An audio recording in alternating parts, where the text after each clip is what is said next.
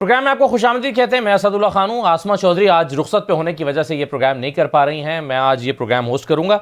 आज सेनेट में उस वक्त बड़ी हलचल हुई, बल्कि पाकिस्तान भर में हलचल हो गई जब सेनेट में एक करारदाद मंजूर हुई और उसके बारे में हमें बताया गया कि करारदाद कसरत राय से मंजूर हो गई है। अब ये कसरत राय कितने लोगों की राय थी जिसको हम कसरत राय कह रहे हैं? ये 14 लोगों की राय थी। 14 लोग मौजूद थे, जिनमें से 13 लोगों ने इसकी मुखालिफत की, 3 लोगों ने मुखालफत की और बाकी लोगों ने 11 लोगों ने इसकी हिमायत की। लेकिन वो 3 लोग कौन हैं? वो 3 लोग पाकिस्तान की 3 बड़ी पॉलिटिकल पार्टीज को रिप्रेजेंट करते हैं। नून लीग को, पीपल्स पार्टी को और तहरीक इंसाफ को। गोया पाकिस्तान तहरीक इंसाफ, पीपल्स पार्टी और नून लीग पाकिस्तान की 3 बड़ी सियासी जमातें इंतखाबात का इल्तिवा नहीं चाहती, बावजूद इसके कि आज इत्तफाक ये था कि वो उस वक्त अक़लियत में थे जब ये सेनेट का इजलास हो रहा था। सेनेटर हुमायूं मोमन तो कहते हैं कि जी ये इजलास ख़त्म हो गया था, हम चले गए थे, बाद में अचानक लोगों को पकड़ के बिठा के इजलास कर लिया गया और अचानक से ये करारदाद आ गई जो एजेंडे में नहीं थी। एजेंडा मुकम्मल हो चुका था। अब इस करारदाद में क्या कहा गया है, ये बड़ा दिलचस्प है। ज़रा 2-3 पहलू इसके देख लीजिए। इसमें कहा गया है कि अक्सर इलाकों में सख्त सर्दी है, इस वजह से इन इलाकों की इलेक्शन अमल में शिरकत मुश्किल है। इसके अलावा इस करारदाद में कहा गया कि JUI के अरकान और मोहसिन दावड़ पर हमला हो चुका है। KP और बलोचिस्तान में सिक्योरिटी फोर्सेस पर हमले हुए हैं, जबकि एमल वली को भी तशवीश है। इलेक्शन रैली के दौरान इंटेलिजेंस एजेंसियों के थ्रेट अलर्ट हैं। करारदाद में यह भी कहा गया। इस करारदाद में यह भी कहा गया कि सेनेट कहता है कि मसाइल हल किए बगैर इलेक्शन का इनेकाद न किया जाए। 8 फरवरी के इलेक्शन शेड्यूल को मुलतवी किया जाए। इलेक्शन कमीशन इंतखाबात मुलतवी कराने पर अमल करे। सेनेट इलेक्शन कमीशन पर एतमाद करती है। और फिर ये जो करारदाद है जो सेनेटर दिलावर खान ने पेश की थी, इसको कसरत राय से मंजूर कर लिया गया और मैंने आपको बताया कि कसरत से यहां पर क्या मुराद है। लेकिन एक सुप्रीम कोर्ट का फैसला जो 3 तारीख को आया था, उसका ये जो फैसला है, इसका एक पैराग्राफ आप जरा देख लीजिए, ये बड़ा रेलेवेंट है। इसमें कहा गया था कि the commission and the honourable president during meeting in the president house agreed to appoint 8 February 2024 as a poll date for general elections 2024. The ECP has also issued a notification dated 3 November 2023 which states that 8 February 2024 is the poll date for general elections to the National Assembly and the Provincial Assemblies. ये paragraph number 17 है और 18 की आखिरी line बहुत ही important है, जिस पर इस वक्त जाहिर है सबकी नजरें हैं, और वो ये है कि the matter of the holding of general election on 8 February 2024 stand resolve. No one should now put forward any pretext to derail democracy. और जब हमने देखा कि मामला दोबारा घूम फिर के सुप्रीम कोर्ट के पास गया चंद दिन पहले आरओज के हवाले से कि उनको जुडिशरी से होना चाहिए, एग्जेक्टिव से नहीं, तो सुप्रीम कोर्ट ने इस एक्शन को भी या इस दरख्वास्त को भी इलेक्शन को मुलतवी करने की साजिश समझा, करार दिया और उस पर काफी सख्त रिमार्क्स दिए।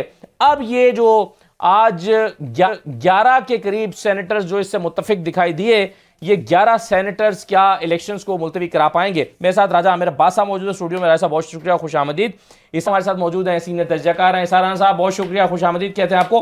मैं कोशिश करूंगा कि जो सेनेटर्स मौजूद थे इजलास में, उनकी राय भी हमारे सामने आ जाए हमारे साथ। ओके, हमारे साथ गुरदीप सिंह मौजूद हैं, PTI के सेनेटर हैं और आज इजलास में उस वक्त मौजूद थे जब ये करारदाद पेश की जा रही थी।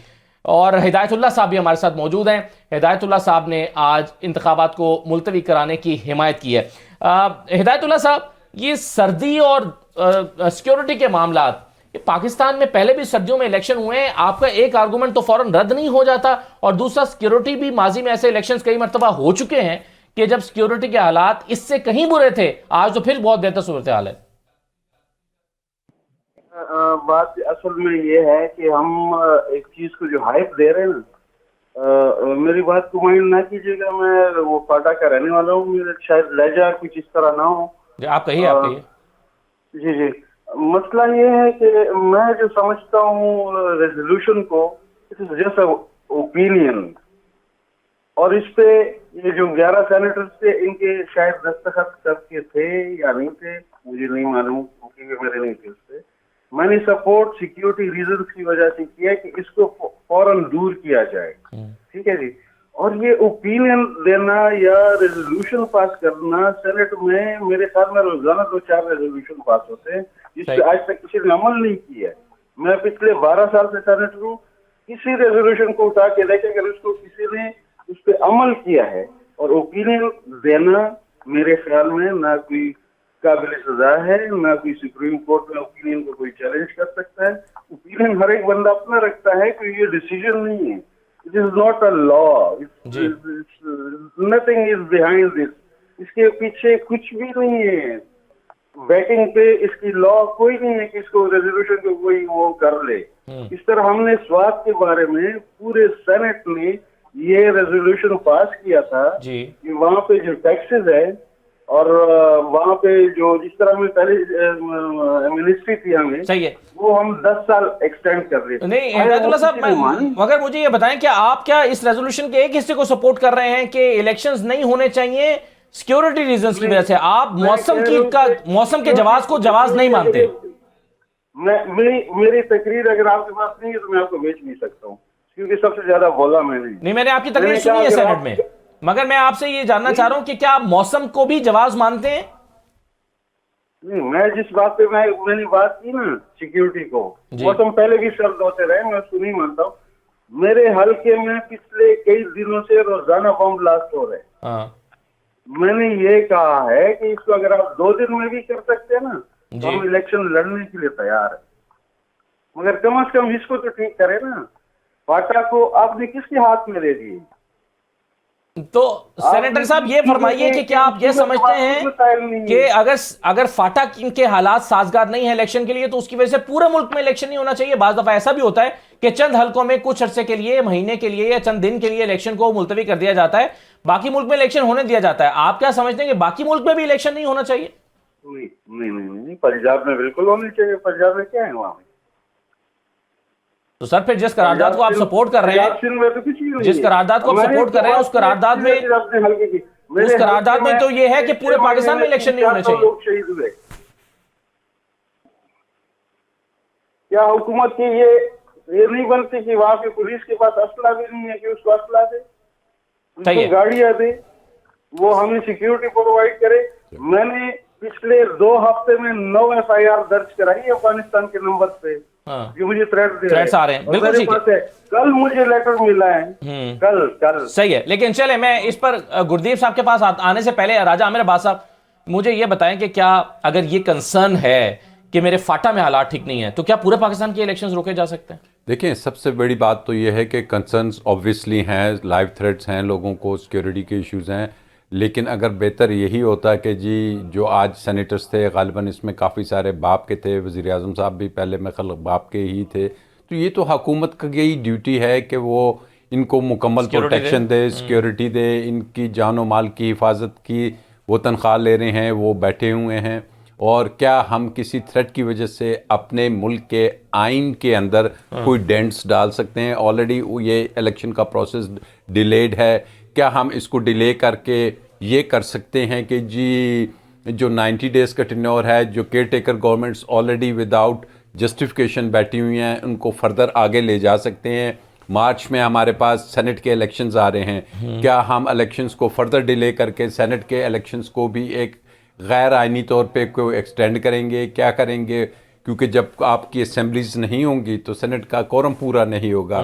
तो क्या अगर दुश्मन ये चाहता है कि हम आइन से हट के ऐसे इकदाम करें? देखिए, उनकी तो ख्वाहिश ही ये है, ये थ्रेट्स और इनकी वजह से, कि पाकिस्तान अपने आइनी अमल के ऊपर और एक जो उनका नॉर्मल प्रोसीजर है उस पर ना चलें। सुप्रीम कोर्ट ने बड़े वाज़े आपने जजमेंट पढ़ दी जिसमें ये तो जजमेंट में लिख दिया, इसके अलावा कहा कि इट्स पत्थर पे लकीर है ये, इनग्रेव्ड ऑन स्टोन, ठीक है। और एक और बात भी उन्होंने कही थी, गालिबन आपको याद है कि नहीं, कि जी अगर किसी को ज्यादा शौक है इसके बारे में तो अपनी बीवी से बात कर ले, बीवी से बात करे और कहीं ना करे। लेकिन यहाँ तो मुल्क के सबसे बड़े ऐवान में ये बातें होनी शुरू होगी। लेकिन कोरम पूरा ना होना, इसको इतनी अहमियत, कितनी अहमियत दी जानी चाहिए? देखिए, एक रूल्स एंड प्रोसीजर है कोरम का पूरा होना, फिर एक प्राइवेट मोशन कैसे आता है, कैसे वो एजेंडे में शामिल नहीं था, बिल कैसे वो पेश होता है, उसका एक है। वो चेयरमैन साहब ने क्या ये नहीं देखा, क्या ये नहीं ऑब्जर्व किया कि ये पूरा प्रोसीजर नहीं हो रहा? तो ये अब देखना ये है कि जी ये क्या वजूहात हैं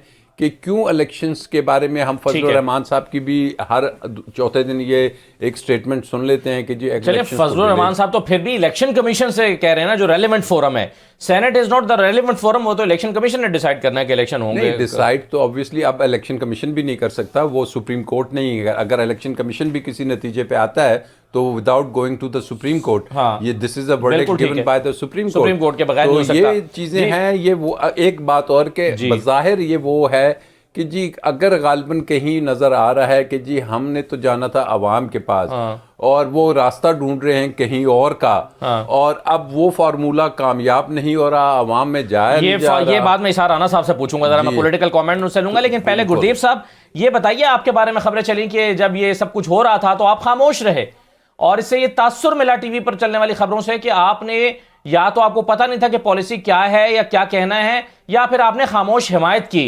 जबकि कुछ आवाजें, जब पूछा गया सेनेटर साहब की तरफ से कि कौन कौन इसको अपोज करता है, तो चंद एक आवाजें हमें नो की भी आई हैं, लेकिन क्या आप उन नो कहने वालों में शामिल थे? देखें, जिस तरह आपने फरमाया कि आप खामोश थे, मैं किसी चीज पे खामोश नहीं बैठा हूं। मैंने जिस तरह रेजोल्यूशन इन्होंने लेके आए हैं, पहले तो हमें पता भी नहीं था, रेजोल्यूशन की कापी हमें नहीं प्रोवाइड की, इन्होंने नहीं दी। फिर उसके बाद जो है ना, जिस तरह लास्ट टाइम में सारे सेनेटर हमारे चले गए, उन्होंने कहा कि बस अभी असेंबली का टाइम जो है ना वो वैसे भी खत्म हो रहा है, सारे सेनेटरों ने स्पीच की थी। तो उसके बाद जिस तरह इन्होंने रेजोल्यूशन लेके आए हैं, तो उससे तो जाहिर ही बात है कि इन्होंने अपना वो ये करना था। तो उसके हवाले से तो मैं ये कहना चाहता हूँ कि हमने 3 सेनेटरों ने, जिस तरह हमारे सेनेटर साहिबान बैठे हुए थे, पीपल पार्टी के भी थे, अजय गुरदीप साहब, लेकिन ये मैं हुमायूं मोहम्मद साहब को सुन रहा था, वो कह रहे थे कि एजेंडा खत्म हो चुका था, हम लोग तो घरों को जा रहे थे, हमें पता ही नहीं था कि इजलास जुमे के बाद दोबारा शुरू हो जाएगा, और ये अनयूजुअल भी है। हम जा रहे थे, मैं खुद भी उठ गया था, मुझे चेयरमैन साहब ने वो चेयर से अपना ही कहा कि आप बैठ जाएं, ठीक है। तो मैंने फिर भी उसके इसमें जो है ना नहीं बताया कि मैंने नहीं। आपको क्या फिर लगता है कि ये खास तौर पर एहतमामन एक ऐसे वक्त में करारदाद पेश की गई है कि जब इजलास में सेनेट में कम लोग मौजूद हों? बिल्कुल इसी तरह होता है। ये दूसरी दफा इसी तरह हुआ है कि इन्होंने जो है ना अपना वो असल स्वरूप इस्तेमाल किया है और अपने इस पे सेनेट में ये रेजोल्यूशन लेके आए हैं और चंद सेनेटरों ने ये पास किया है। लेकिन इस तरह है कि ये इनके सारे जो इनके अज़ाइम है, ये अटकंडे हैं, ये सारे जो है ना ये ब्लॉक हो जाएंगे। ये इलेक्शन से फरार होने की कोशिश कर रहे हैं, ये अवाम के पास नहीं जा सकते हैं, और अवाम के पास जो नहीं जाता है वो यही काम करता है। क्योंकि अभी इस टाइम पीटीआई के जो कैंडिडेट हैं उनके कागज एक्सेप्ट नहीं कर रहे हैं किसी तरीके से। इन्होंने जो है ना पीटीआई को सेट पे, आप कह रहे हैं अवाम में जाने से डर रहे हैं, लेकिन चले मैं इसार राना साहब के पास चलता हूं कमेंट लेने के लिए। इसार राना साहब, एक सेनेटर बैरामन तंगी को शोकोज नोटिस दिया है पीपल्स पार्टी ने, और कहा है कि आपने, हालांकि सेनेटर बैरामन तंगी कहते हैं कि मैंने अपोज किया इसको, लेकिन फिर भी उनको नोटिस भेजा गया, उसमें कहा गया है कि you supported a resolution which is against the policy and the direction of the party leadership, और उन्होंने कहा कि hence you violated the party leadership direction and the policies. आपने इसको क्यों जो है वो पार्टी पॉलिसी के खिलाफ गए? वैसे मैं डर ये रहा था कि एक इसी तरह का जो शोकॉज नोटिस है सेनेटर अफनानुल्लाह को नून लीग भी ना जारी कर दे कि आपने किसके कहने पर जो है वो इतना प्रोएक्टिव रोल प्ले कर दिया। लेकिन मुझे ये बताइए सर कि तासुर ये है कुछ सियासी जमातें डर रही हैं अवाम के पास जाने से और मौसम का बहाना बना रही हैं।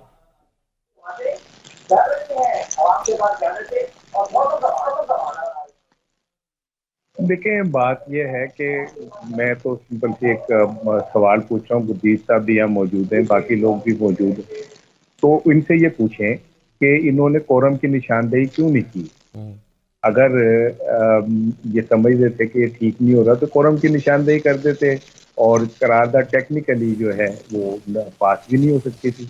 ये मुझे ऐसे लग रहा है कि जैसे सब मिल कर ना माशाल्लाह एक ही काम कर रहे हैं कि किसी का इलेक्शन ना हो, क्योंकि नून लीग को ये बात समझ आ चुकी है कि अगर हम अवाम में गए तो फेंटी बड़ी पड़ेगी, और अवाम जो है वो कहीं ऐसा ना हो कि उन्होंने शहबाज शरीफ साहब ने तो खैर एक फिल्मी डायलॉग बोला था कि मैं पकड़ के घसीटूंगा, ऐसा ना हो कि अवाम सचमुच पकड़ के आपको सड़कों पे घसीटे।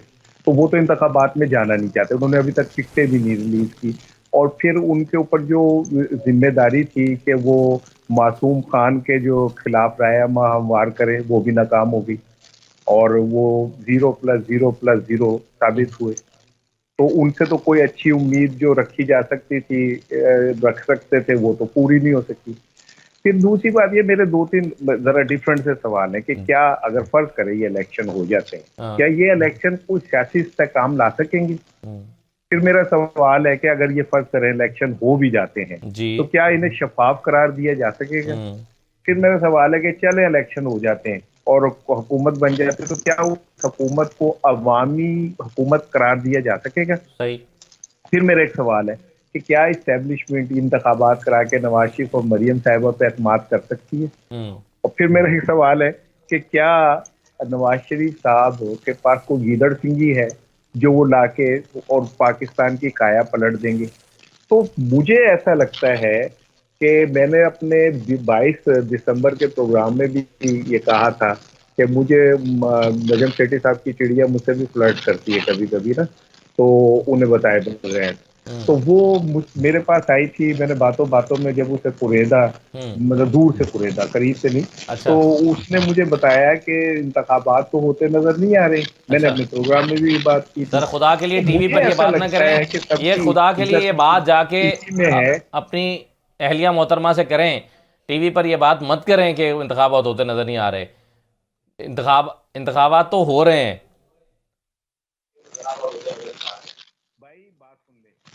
अगर मुझ पे ये लागू होगा ना सुप्रीम कोर्ट का कि मैंने बात कर रहा हूँ इंतखाबात के खिलाफ, तो सुप्रीम कोर्ट सबसे पहले चीफ इलेक्शन कमिश्नर को पकड़े जिसने उनके हुक्म का अदूली करते हुए लाहौर हाई कोर्ट के कहने हुक्म के ऊपर उन्होंने रोक दी थी ट्रेनिंग वर्कशॉप। उन्होंने क्यों सुप्रीम कोर्ट के हुक्म अदूली की थी? जी सही है, फिर बिल्कुल ठीक है। उस पर तो सरदार तारिक मसूद साहब ने काफी सर्जनिश की थी, इलेक्शन कमीशन हुकाम की काफी सर्जनिश की थी और कहा था कि क्या आप भी इलेक्शन नहीं चाहते? सरदार तारिक मसूद साहब के रिमार्क्स मुझे याद है, सुप्रीम कोर्ट में मैं खड़ा था, उन्होंने कहा कि क्या आप भी इलेक्शन नहीं चाहते? आपको किसने कहा था उनकी ट्रेनिंग रोक दें? और अगर उनका कोई ऑर्डर आ भी गया था तो ट्रेनिंग मुकम्मल करने में क्या आज था? लेकिन सर मुझे अब ये बताएं कि इलेक्शन कमीशन के पास के सामने आपको कोई रुकावटें नजर आती हैं? फर्ज कीजिए इलेक्शन कमीशन वापस अप्रैल में चला जाता है और वो मांगता है कि जी मुझे सिक्योरिटी दें, मुझे पैसे दें, नहीं मिलते हुकूमत की तरफ से, तो क्या वो इलेक्शन कमीशन सुप्रीम कोर्ट के पास जाएगा और कहेगा कि जनाब मुझे तो मिल ही नहीं रही चीज़ें, मैं कैसे इलेक्शन कराऊं?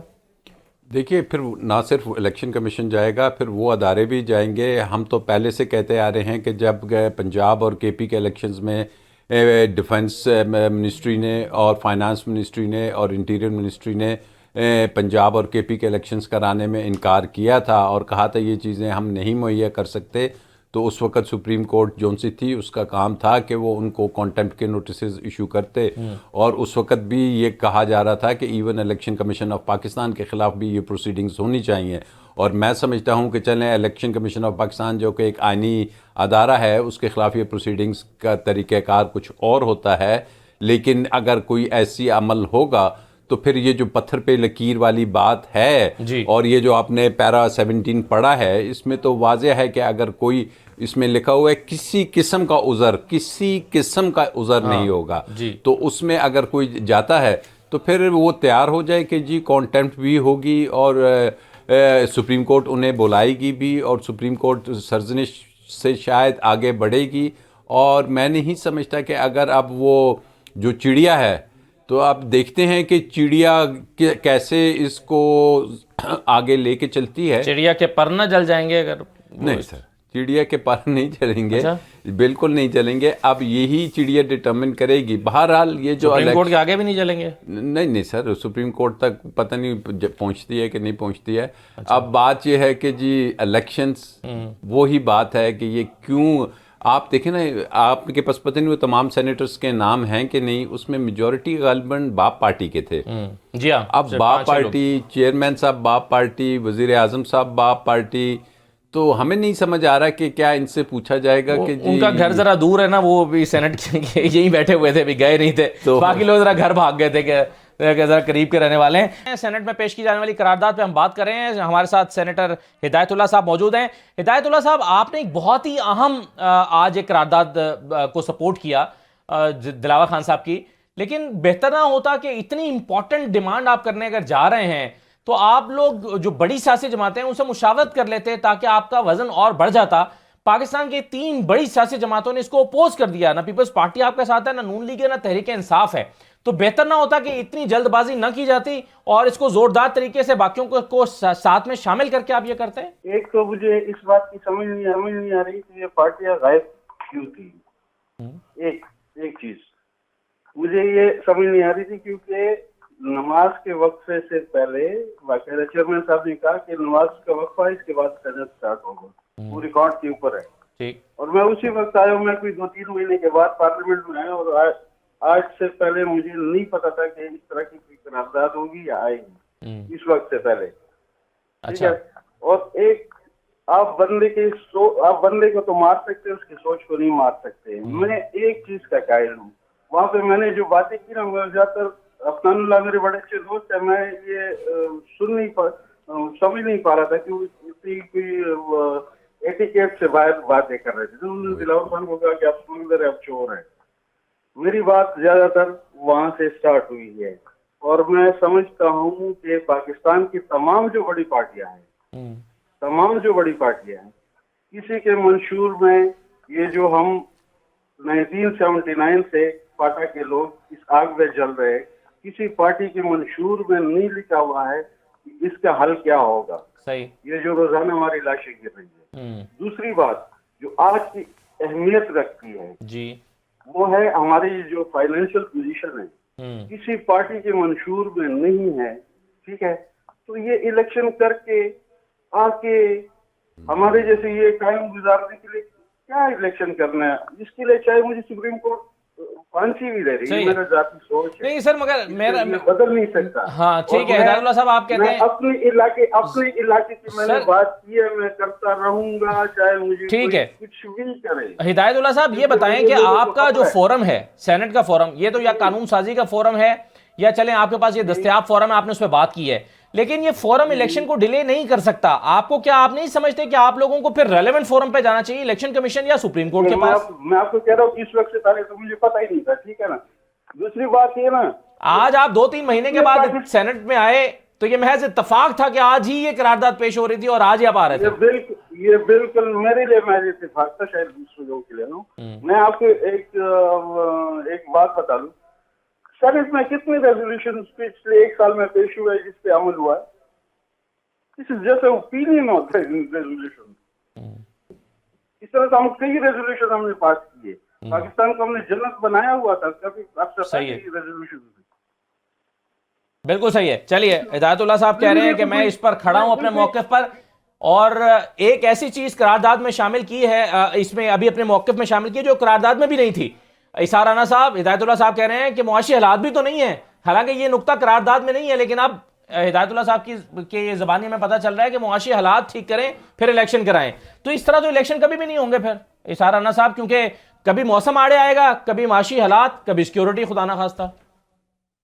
देखिए, हमारे हमसाया मुल्क तुर्की में अभी पिछले साल जलजला आया और 45,000 के करीब लोग उसमें जाँ बहक हुए, और उनके 4, 5, 6 सूबे जो थे उनमें बुरी तरह वो मुतासिर हुए। लेकिन उन्होंने इन हालात में भी इलेक्शन कराया और टूटी हुई इमारतों के अंदर पोलिंग बूथ बना के इंतखाबात कराए। इराक ईरान जंग हुई, 11 साल जंग होती रही, लेकिन उन्होंने इंतखाबात अपने वक्त पे कराए। और मुझे याद पड़ रहा है कि शायद आगे पीछे और उनके चर्चिल से वर्ल्ड वॉर 2 के फौरन बाद भी अमेरिका में और इंग्लैंड में इलेक्शन हुए थे। ठीक है ना। तो वो तो बेवकूफ लोग हैं, हमें जाहिल से लोग हैं, उन्हें क्या पता कि सल्तनतें रियासतें कैसे चलती हैं। उन्हें पाकिस्तान से सीखना चाहिए कि भाई मुश्किल हालात के अंदर आपने आइन को उठा के साइड पे रख देना, बल्कि उस पर गिलाफ चढ़ा देना कि उसे सर्दी ना लग जाए कहीं, और मौसम बहुत ठंडा है तो आइन को ये ना हो कि कहीं बुखार ही चढ़ जाए। और वैसे भी आइन तो आप बहुत पहले तोड़ चुके, अब तो नहीं तोड़ रहे। आइन तो आपने तब तोड़ दिया था जब पंजाब और केपी के हुकूमतों के इंतखाबात आपने नहीं कराए थे। आपने तो आइन अब भी तोड़ दिया। जब अब चीफ जस्टिस आपका साबका जो है उन्होंने तारीख दी और आपने उस पर इंतखाबात नहीं कराए, तो आइन तो तब भी तो टूट गया था। अब तो ये काजी साहब का मुकाबला है निगरान हुकूमत से। काजी साहब ने ये बताना है कि वो अपनी रिट पे कितना कायम रह सकते हैं, अपनी बात को कितना मनवा सकते हैं। क्योंकि ये जो निगरान हुकूमत है उसके जो लक्षण है वो तो मुझे ऐसे लग रहे हैं कि वो कोई 10 साल 15 साल का प्रोग्राम बना के आए हुए। वो नालियों से लेके और पुलों तक सारों की सफाई भी करवा रहे हैं और नई नई बनवा भी रहे हैं, जो उनका काम ही नहीं था। और जो काम उनका था वो करने को तैयार नहीं। ये इलेक्शन कमीशन, मैं इसको क्रेडिट देता हूं, मैं सलाम पेश करता हूं इस इलेक्शन कमीशन को कि इसने जितनी मेहनत की इन इंतखाबात से पहले, इन इंतखाबात को कंट्रोवर्शियल बनाने में, मुतनाज़ा बनाने में, और ये बनाने में कि इंतखाबात नहीं होने जा रहे, ये सिलेक्शन होने जा रही है और एक बंदे को मुंतखब करने की कोशिश हो रही है। इस इलेक्शन कमीशन ने इतनी मेहनत की है कि मेरा दिल करता है कि मैं इसे सलाम पेश करूं। तो इन हालात में सर्दी भी ले आए आप, बीच में माली मामलात भी ले आए, अभी वो कुछ और भी बीच में आ सकता है, अल्लाह रहम फरमाए। क्योंकि मुझे ये तो तय है सही है कि मैं अपनी चलें, ये चिड़िया पे पूरा यकीन रखता हूँ कि इलेक्शन वो जो के मेरे कान में कह के गई है वो लगता है कि ऐसा होगा। इसार राना साहब, इलेक्शन का के इल्तवा का मामला तो आज उठा है, लेकिन बहुत सारी बड़ी सियासी जमातें हैं राय साहब, वो इलेक्शन की कैंपेन में नहीं उतर रही, जिसमें PMLN भी शामिल है। अभी तक वो इलेक्शन कैंपेन में नहीं उतरी, जलसे नहीं हो रहे, इस्तेकाम पाकिस्तान की पार्टी के जलसे नहीं हो रहे। क्या आपके ख्याल में कुछ पॉलिटिकल पार्टीज अभी भी समझती हैं कि शायद इलेक्शन नहीं हो रहे, इसलिए जब तक हतमी तौर पर यकीन ना हो जाए?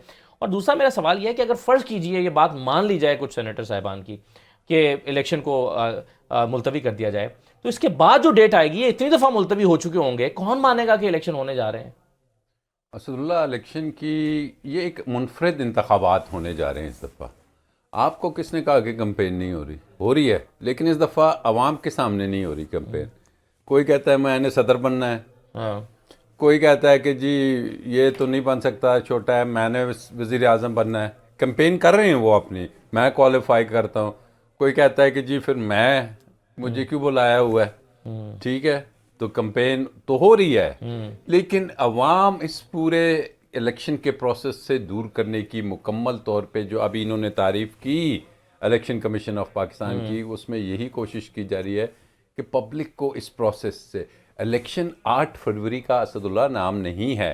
इलेक्शन एक प्रोसेस का नाम होता है, जिसमें जैसे आपका इतना वैलिड ये क्वेश्चन है कि पार्टीज़ आती हैं मैदान में, वो अपने सिंबल्स लेके आती हैं, अपना मंशूर लेके आती हैं, अपनी नारा लेके आती हैं कि जी ये इलेक्शंस करार। आप मुझे बताइए कि किसी भी पार्टी ने, मैं विदाउट अक्रॉस द बोर्ड बात कर रहा हूँ, कोई ऐसी पॉलिसी बनाई होगी कि जी जो इकोनॉमिक क्राइसिस हैं इसके लिए हमने ये पॉलिसीज बना ली हैं? मैं यकीन से कह सकता हूं कि किसी के पास में, क्योंकि नहीं, वो हुकूमत में आकर कहेंगे कि हमें तो पता ही नहीं था कि हालात इतने खराब थे। नहीं, क्योंकि सिस्टम ने उसको ऐसा उलझा दिया है कि वो उनको पता है कि ये इलेक्शंस पॉलिसीज लेके या नैरेटिव लेके हमने नहीं जीतना। ये इलेक्शन किसी और तरह का फॉर्मूला कुछ और है। चलें, आखिर में मैं गुरदीप सिंह साहब, मुझे ये बताइए, अभी एक सवाल हिदायतुल्लाह साहब ने उठाया और उन्होंने पूछा है कि जी आप लोग बाकी बड़ी सियासी जमातें ये इजलास में थी क्यों नहीं? जब पता था कि इजलास जुमे के बाद कंटिन्यू रहेगा, आप अकेले क्यों बैठे हुए थे तहरीक इंसाफ की तरफ से? बाकी लोग कहाँ चले गए थे? देखिए, मैं आपको ये बता रहा हूँ कि इजलास खत्म होने में थोड़ा टाइम रह रहा था। ठीक है, टाइम इतना था ही नहीं, क्योंकि जुमे के नमाज के बाद फिर तो इतना टाइम होता नहीं है, लोग अपने वापसी पे जाते हैं घरों पे। तो उसके हिसाब से इन्होंने उससे फायदा उठा के रेजोल्यूशन लेके आए, ताकि मेंबर होंगे नहीं और इनके अपने मेंबर बैठे हुए थे। तो मैं तो भी जा रहा था, लेकिन आखिर में मैं सिर्फ बच गया था PTI से कि मैं बैठा हुआ था और इन्होंने ये सिस्टम जो है ना, हम खुद भी हैरान हो गए कि क्या हो रहा है। लेकिन फिर हमने कहा चल इलेक्शन पे डिबेट हो रही है तो बात हो रही है, लेकिन उन्होंने रेजोल्यूशन लेके आए। इससे पहले तंगी साहब ने जो है ना वो उसने स्पीच की, तो उसके बाद जो है ना एकदम इन्होंने रेजोल्यूशन लेके आए। प्रोग्राम के इसी से हमारे साथ अहमद बिलाल महबूब साहब मौजूद हैं, सरबराह हैं पिलडेट के। बहुत शुक्रिया अहमद बिलाल साहब। अहमद साहब, आज जो करारदाद मंजूर की गई है सेनेट से, 14 सेनेटर्स मौजूद थे, उनकी मौजूदगी में करारदाद हुई, कोरम पर भी बात हो रही है और इसके कानूनी पहलुओं पर बात हो रही है। पहले तो ये बताइए, इसकी कोई अहमियत आप देखते हैं इस मौजूदा हालात में इस करारदाद की? बहुत शुक्रिया। मेरे नज़दीक तो इस करारदाद की कोई अहमियत नहीं है। एक तो इस वजह से कि कोई भी करारदाद हो उसकी हैसियत एक सिफारिश की होती है, यानी वो बाइंडिंग नहीं होती किसी इदारे के ऊपर या हुकूमत के ऊपर। लेकिन ये करारदाद तो ख़ास तौर पे पाकिस्तान के आइन से मुतसादिम है। लिहाजा इसकी कोई हैसियत बिल्कुल नहीं होगी। और तीसरी बात, आपने खुद बताया कि ये कोरम भी नहीं था और तादाद भी 14 की थी और 12 ने उसके हक में वोट दिया। टेक्निकली तो ये सेनेट की करारदाद ही तस्वर होगी, लेकिन बहरहाल इसका कॉन्टेक्स्ट देखा जाएगा और ये हर लिहाज से ऐसी है कि इसके ऊपर कोई तवज्जो नहीं दी जानी चाहिए। इस करारदाद की अगर सेहत पर आप देखें या इसको कंटेंट देखें, जिसमें कहा गया है अहमद बिलाल महबूब साहब के सिक्योरिटी ठीक नहीं है और दूसरी बुनियाद ये कि बनाई गई है कि मौसम अच्छा नहीं होगा इस महीने में, आपके ख्याल में ये दोनों वजूहात मौजूदा हालात में इसको बुनियाद बनाकर किसी हायर फोरम पर जाया जा सकता है, जैसे सुप्रीम कोर्ट में जाया जा सकता है कि जी मौसम ठीक नहीं है? अगरचे माजी में फरवरी में इंतखाबात की कई मिसालें हमें मिलती हैं, एक से ज़ायद मिसालें। बिल्कुल आपने सही कहा। देखिए, जब ये इलेक्शन की डेट मुकर्रर हो रही थी तो उस वक्त भी ये बात उठाई गई थी कि मौसम ठीक नहीं होगा और सिक्योरिटी के हालात ठीक नहीं होंगे। ये एक से ज़ायद लोगों ने बात उठाई थी, लेकिन इस सब के बावजूद, सबको कंसीडर करने के बाद यही डेट मुकर्रर हुई थी, तो मेरे ख्याल में बिल्कुल सही हुई थी। लेकिन अब ये किसी हायर फोरम पे जाना, तो इसके बारे में तो सिर्फ एक ही फोरम है जिसके पास इख्तियार है कि वो इलेक्शन के शेड्यूल में तरमीम कर सकता है, वो इलेक्शन कमीशन है। और इलेक्शन कमीशन ने आज जब ये करारदाद पास हुई तो उसके थोड़ी ही देर के बाद एक एलामिया जारी कर दिया जिसमें उन्होंने कहा कि इसका कोई फ़र्क नहीं पड़ेगा इलेक्शन के प्रोग्राम पे और इलेक्शन इसी प्रोग्राम के मुताबिक होंगे। तो इसलिए मुझे नहीं लगता कि किसी भी फोरम पे इसकी कोई सुनवाई हो सकती है। सही है। तो इलेक्शन कमीशन ज़ाहिर इख्तियार तो उसी के पास है अहमद बिलाल साहब, लेकिन आप सुप्रीम कोर्ट भी इस मामले में पूरी तरह से इन्वॉल्व है और यहाँ तक कि तारीख दिलवाने और फिर इलेक्शन शेड्यूल जारी करवाने में भी सुप्रीम कोर्ट ने अपना बड़ा रोल प्ले किया था। उमर हमीद खान साहब, मुझे याद है, यहाँ सेक्रेटरी इलेक्शन कमीशन वहाँ पर खड़े हुए थे कोर्ट रूम में और वो कह रहे थे कि 2 दिन का मजीद वक्त दे दीजिए शेड्यूल जारी करने में। सुप्रीम कोर्ट ने इसरार किया, हुक्म दिया कि आज ही शेड्यूल जारी करें। अब अगर ये फैसला करना भी है इंतखाबात की तारीख या शेड्यूल में रद्दोबदल का, आपके ख्याल में क्या इलेक्शन कमीशन खुद से ये कर पाएगा या सुप्रीम कोर्ट की इजाजत के बगैर ये मुमकिन नहीं होगा? नहीं, इख्तियार तो ये आइन और कानून के मुताबिक इलेक्शन कमीशन का ही है, लेकिन चूंकि इस डेट के ऊपर अब सुप्रीम कोर्ट भी इन्वॉल्व हो गई थी, जो मेरी नाकिस राय में जो दुरुस्त नहीं था सुप्रीम कोर्ट का इन्वॉल्व होना, क्योंकि किसी जगह नहीं लिखा हुआ कि सुप्रीम कोर्ट तारीख देने के मामले में उसकी कोई रोल है। लेकिन अगर चूंकि वो इन्वॉल्व हो चुकी है और उन्होंने इस बारे में एक ऑर्डर भी लिखवाया हुआ है, तो अगर कोई तरमीम करनी भी होगी तो लाजमी बात है कि सुप्रीम कोर्ट के साथ मशवरा करना और उनकी राय लेना और उनकी कंसेंट लेना आईनी तौर पे ना सही, लेकिन मेरे ख्याल में ये ज़रूरी होगा। अहमद बिलाल साहब, जैसे कि आपने फरमाया कि सुप्रीम कोर्ट का कोई आईनी किरदार उस तरह से तो नहीं बनता, लेकिन चूंकि मुल्क में 2-3 मरतबा तारीखें देने के बावजूद इलेक्शन हो नहीं पा रहे, 8 अक्टूबर की तारीख इलेक्शन कमीशन ने खुद दी थी और 8 अक्टूबर को भी नहीं हो पाए, और फिर अगर कोई दरखास्त लेकर सुप्रीम कोर्ट के पास गया है कि 90 दिन में इंतखाबात होने चाहिए, आईनी तकाजा है, और फिर सुप्रीम कोर्ट ने अपना रोल अदा किया और कहा है कि तारीख आप ही दीजिए, आप ही का इख्तियार है, लेकिन दीजिए, तो आपके ख्याल में इस हद तक सुप्रीम कोर्ट का किरदार आईनी और कानूनी नहीं है? मेरे ख्याल में अगर सुप्रीम कोर्ट उस पर इन्वॉल्व ना होता तो वैसे भी 2-3 दिन के बाद वो इंतखाबी शेड्यूल जारी हो जाता, जो इलेक्शन कमीशन ने खुद से करना था, क्योंकि उसके लिए एक शर्त ये थी कि वो खत्म हो जाए, वो जो ट्रेनिंग जो डिलिमिटेशन का काम है वो मुकम्मल हो जाए, तो उसके बाद वो जारी कर दें। तो जारी कर देना था उन्होंने, मुझे इस बात का यकीन है, और अगर वो ना करते तो फिर सुप्रीम कोर्ट इन्वॉल्व होता।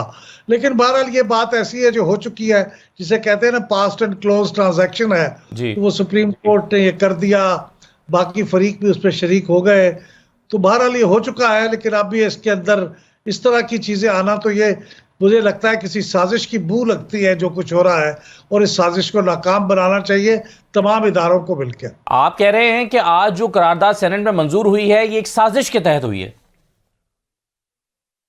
मुझे तो यही लगता है, ये एक पुरस्कार तरीके के साथ एक करारदाद आई है। देखिए, जुमे के दिन, जुमे के बाद सेनेट का सेशन बिलअमूम नहीं होता, क्योंकि जुमे के बाद मेंबर्स चले जाते हैं अपनी कॉन्स्टिट्यूएंसीज में, अपने अपने इलाकों में। तो वो साजिश इसलिए कह रहा हूँ कि वो चंद लोगों को बुला के और ये एजेंडे पे भी नहीं थी ये करारदाद। चंद लोगों को बुला के 12-13 लोगों को उस वक्त ये करारदाद जल्दी से मंजूर करा ली गई और चेयरमैन सेनेट इसमें शरीक थे। मेरे ख्याल में चेयरमैन सेनेट ने ये मुकर्रर की थी। अगर वो ना मुकर्रर करते और इतनी तादाद में लोग नहीं थे तो वो बआसानी इसको या तो मॉर्निंग में मंजूर करा लेते या फिर अगली डेट का इंतजार करते, लेकिन उन्होंने खुद इसमें शरीक थे। और मेरे ख्याल में जब तक ये मौजूदा चेयरमैन मौजूद रहेंगे ये सेनेट के अंदर से साजिशों का सिलसिला जारी रहेगा। मेरी राय में तो तमाम सियासी पार्टियों को इकट्ठे होके नए चेयरमैन सेनेट को मुंतखब कर लेना चाहिए। ये दिन तो थोड़े रह गए हैं लेकिन ये साजिशों का सिलसिला जारी रहेगा तो ये बहुत अच्छा नहीं है मुल्क के लिए और आइन के लिए।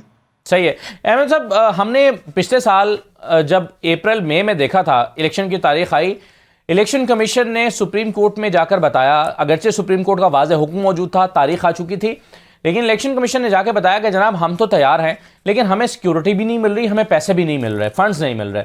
और उसके बाद हमने इलेक्शन कमीशन को लाचार और मजबूर पाया और सुप्रीम कोर्ट को भी एक हद तक कि वो भी चाहते हुए इलेक्शन नहीं करा सके थे। अब सवाल ये पैदा होता है, उस और आपकी सूरत हाल में सिर्फ एक फ़र्क है कि उस वक्त शेड्यूल जारी नहीं हुआ था और अब शेड्यूल जारी हो चुका है। आपके ख्याल में ये खदशा अब भी मौजूद है कहीं ना कहीं कि इलेक्शन कमीशन सुप्रीम कोर्ट के पास किसी रोज चला जाए और कहे कि जी हमें मतलूबा सिक्योरिटी या फंड्स या कोई भी जो मुआवनत दरकार है वो नहीं मिल पा रही, बताइए अब क्या करें? ये खदशा आपके ख्याल में मौजूद है या नहीं है? उस वक्त एक सबसे बड़ी बात यह थी कि इलेक्शन जो थे वो स्टैगर्ड हो रहे थे, 2 सूबाई असम्बलियों के इंतखाबात हो रहे थे और इलेक्शन कमीशन उसके बारे में कन्विंस्ड नहीं था कि उन्हें स्टैगर्ड इलेक्शन कराने चाहिए। आपने बाद में देखा होगा जो उन्होंने एक फाइल किया था जवाब सुप्रीम कोर्ट में, उस पर भी उन्होंने उसकी वजाहत की थी कि उन्होंने क्यों ये नहीं किया। लेकिन बहरहाल वो एक मरहला था जो गुजर चुका है। अब इलेक्शन कमीशन इसमें पूरी तरह से इन्वॉल्व है और इलेक्शन कमीशन इस बारे में कह चुका है एक से ज़ायद मरतबा कि ये इलेक्शन अब 8 फरवरी को ही होंगे। और अभी जो आज ही उन्होंने एक रिजॉइंडर सेनेट के करारदाद के बाद जारी किया है वो मजीद इस बात को पुख्ता करता है। लिहाजा बहुत बड़ा फ़र्क है तब के और अब के दरमियान। अब पूरे मुल्क में इलेक्शन हो रहे हैं, 5 असम्बलियों के इलेक्शन हो रहे हैं, इलेक्शन शेड्यूल जारी हो चुका है, सुप्रीम कोर्ट के अलावा इलेक्शन कमीशन और सदर ममलकत भी इसमें इन्वॉल्व हो चुके हैं। तो अब वो तब में बहुत फ़र्क है मेरे ख्याल में।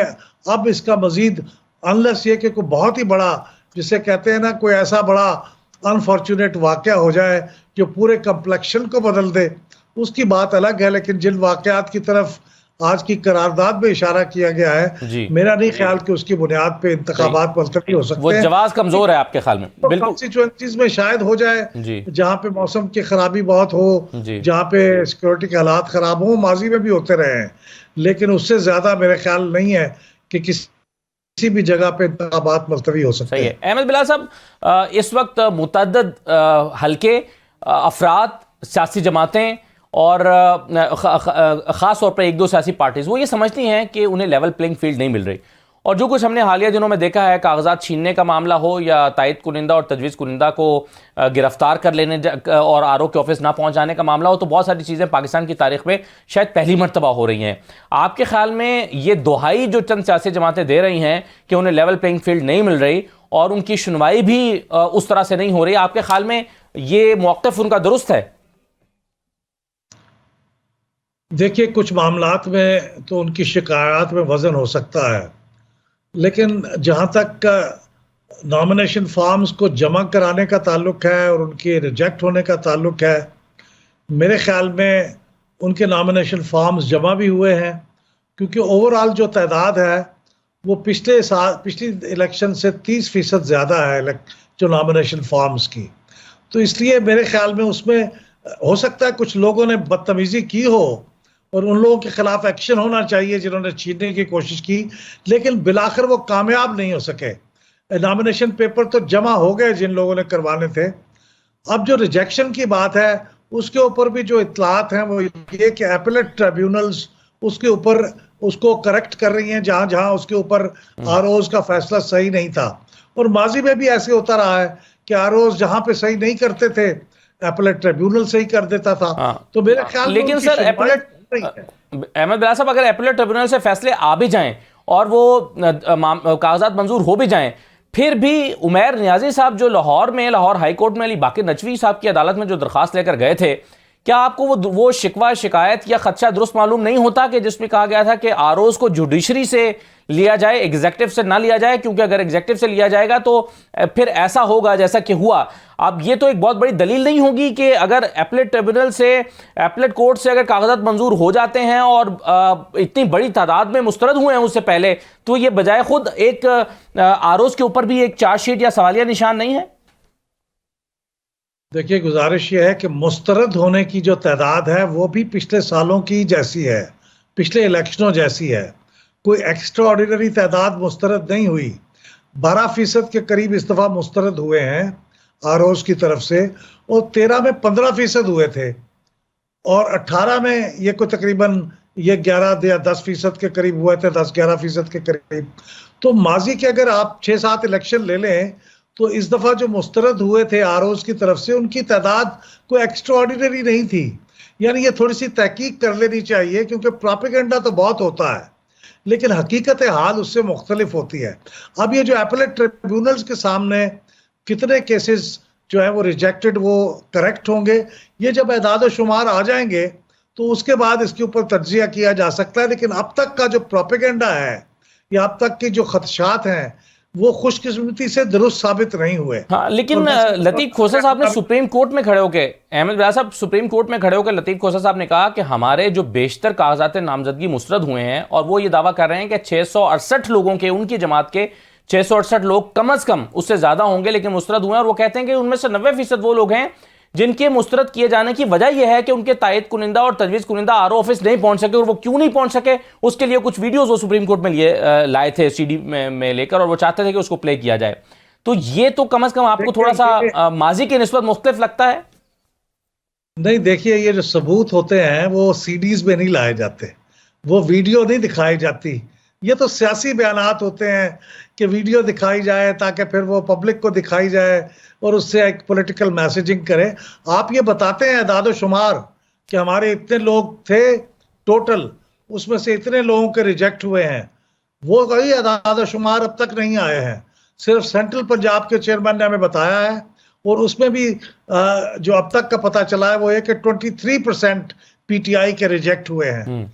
तो ये तस्दीक शुदा नहीं है। इलेक्शन कमीशन ने चूंकि अदाद शुमार पार्टी वाइज जारी नहीं किए, लेकिन इसकी तस्दीक नहीं होती, और इसलिए लतीफ खोसा साहब को भी जो कुछ कहा गया वहाँ पे सुप्रीम कोर्ट में, उनके मौक़िफ़ को बार बार उसकी तरदीद की गई कि आप सियासी बयान न दें, आप बताइए, कानूनी नुक्ता बयान करें। तो कानूनी नुक्ता कोई उन्होंने पेश नहीं किया। अब जो अगली वक्त आएगा तो उस पर पता चलेगा, लेकिन उसका लिटमस टेस्ट ये होगा कि आप ये तादाद गिने कि इस वक्त जो रिजेक्ट हुए हैं, सही, क्या वो पिछले इलेक्शनों की निस्बत कम थे या ज्यादा थे? सही है। चलिए, मैं आखिरी सवाल सर आपके सामने रखता हूं, और वो ये है कि आपके ख्याल में इलेक्शन कमीशन इस वक्त मुकम्मल तौर पर गैर जानिबदार है, उसके तमाम इदारे, आरओज और जो इलेक्शन कमीशन के सूबाई दफातर हैं, वहाँ पर जो काम हो रहा है वो आपके ख्याल में मुकम्मल गैर जानिबदार है, और इस सिलसिले में तहरीक इंसाफ का मौक़िफ़ आपके ख्याल में दुरुस्त नहीं है?